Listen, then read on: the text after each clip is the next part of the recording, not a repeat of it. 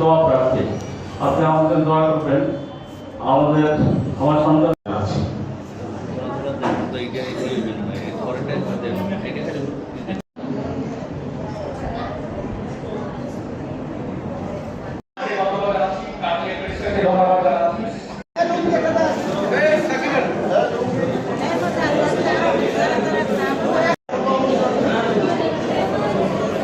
আপনারা কেউ অধৈর্য হবেন না।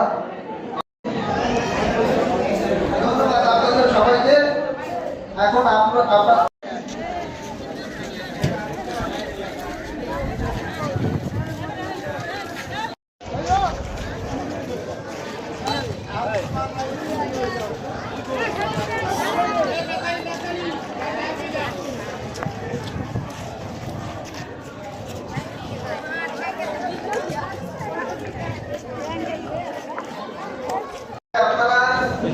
আপনারা স্থানে বসে থাকবেন, তাহলে আমাদের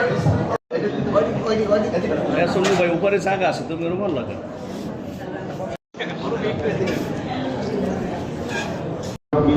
অনেকে আসলে অসুস্থ, আমার মনে হয় আমরা তেমন একটা বেশি সময় নিই না। যদি কষ্ট হয়ে থাকলে আমাদের ক্ষমা করে দেবেন। আর কথা যদি একত্রিত করে না দেওয়া যায় তাহলে আমাদেরও ভালো লাগে না, আর আপনাদেরও এইভাবে সুন্দরভাবে পৌঁছানোর সহায় হতো না। এই যে উদার মানসিকতা নিয়ে মানুষের পাশে দাঁড়ানোর লোক আমরা কিন্তু এখন খুব বেশি দেখতে পাই না। উনি শুধু আজকে অর্থায়নই করেন, ওনার যে বক্তব্য সেটাতে খুবই স্পষ্ট হয়ে উঠেছে। উনি মানুষের জন্য ভাবেন, মানবিকতা নিয়ে ভাবেন, আপনাদের জন্য ভাবেন, কাঠালিয়ার মানুষের জন্য ভাবেন। উনি ভাবছেন যে ঈদের দিনে কিছু মানুষের জন্য যদি একটু মিষ্টি মুখের ব্যবস্থা করা যায় তাহলে আমি মনে করি অনেক তৃপ্তি পান। বড় অর্থ হলে এটাই নিজের গর্ববোধের জন্য না, এটা শুধু জানার জন্য। অ্যাকচুয়ালি আমাদের ইসলামের পঞ্চম স্তম্ভের একটু বড় দায়িত্ব হলো জাকাত বিতরণ করা, এবং যে মোটামুটি সম্পদশালী তাকে জাকাত দিতে হয়।